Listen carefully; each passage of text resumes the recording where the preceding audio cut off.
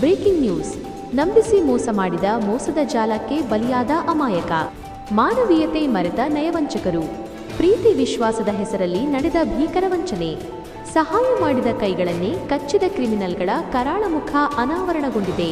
ಹೌದು, ದಾವಣಗೆರೆಯಲ್ಲಿ ನಡೆದ ಈ ಘಟನೆ ಇಡೀ ಸಮಾಜವೇ ತಲೆತಗ್ಗಿಸುವಂತಿದೆ. ನಾಗೇಶ್ ಎಂಬ ಅಮಾಯಕ ವ್ಯಕ್ತಿಯ ಜೀವನದ ಜೊತೆ ಚೆಲ್ಲಾಟವಾಡಿದ್ದಾರೆ ಈ ಕಿರಾತಕರು. ಹಾರ್ಟ್ ಆಪರೇಷನ್ ಎಂಬ ಸುಳ್ಳು ನೆಪವೊಡ್ಡಿ ಬರೋಬ್ಬರಿ 40 ಲಕ್ಷ ರೂಪಾಯಿ ಹಣವನ್ನು ಈ ಗ್ಯಾಂಗ್ ಲೂಟಿ ಮಾಡಿದೆ. ಜಮೀನು ಹಣ ಬರುತ್ತದೆ ಎಂದು ನಂಬಿಸಿ 5 ವರ್ಷಗಳಿಂದ ನಾಗೇಶ್ ಅವರ ಬೆವರಿನ ಹನಿಗಳನ್ನು ರಕ್ತದಂತೆ ಹೀರಿದ್ದಾರೆ.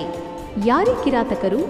ದಾವಣಗೆರೆಯ ಭಗತ್ ಸಿಂಗ್ ನಗರದ ನಿವಾಸಿ ಸೌಮ್ಯ, ದಾವಣಗೆರೆಯ ಕರಿಮಾರಮ್ಮ ದೇವಸ್ಥಾನದ ಹತ್ತಿರವಿರುವ ಮನೋಹರ, ಇವರಿಗೆ ಸಾಥ್ ನೀಡಿದ ತಾಯಂದಿರಾದ ಮಂಗಮ್ಮ ಮತ್ತು ಮಂಜಮ್ಮ, ಜೊತೆಗೆ ಸೌಮ್ಯಳ ತಾತ ಮತ್ತು ಮಾವ ಕೂಡ ಈ ಮೋಸದ ಜಾಲದಲ್ಲಿ ಶಾಮೀಲಾಗಿದ್ದಾರೆ. ಏನಿದು ಘಟನೆ? ಕಷ್ಟದಲ್ಲಿದ್ದಾಗ ಅಣ್ಣ ತಂಗಿ ಎಂದು ನಂಬಿ 5 ವರ್ಷಗಳ ಕಾಲ ಸೌಮ್ಯ ಮತ್ತು ಆಕೆಯ ತಾಯಿಯನ್ನು ಸಲಹಿದ್ದ ನಾಗೇಶ್ ಅವರಿಗೆ ಕೊನೆಗೆ ಸಿಕ್ಕಿದ್ದು ಮಾತ್ರ ದ್ರೋಹ.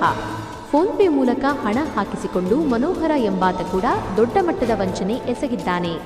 ಈಗ ಹಣವನ್ನು ಕೊಡದೆ ಅತ್ತ ಸೌಮ್ಯ ಕೂಡ ನಾಪತ್ತೆಯಾಗಿ ನಾಗೇಶ್ ಅವರನ್ನು ಬೀದಿಗೆ ತಂದಿದ್ದಾರೆ.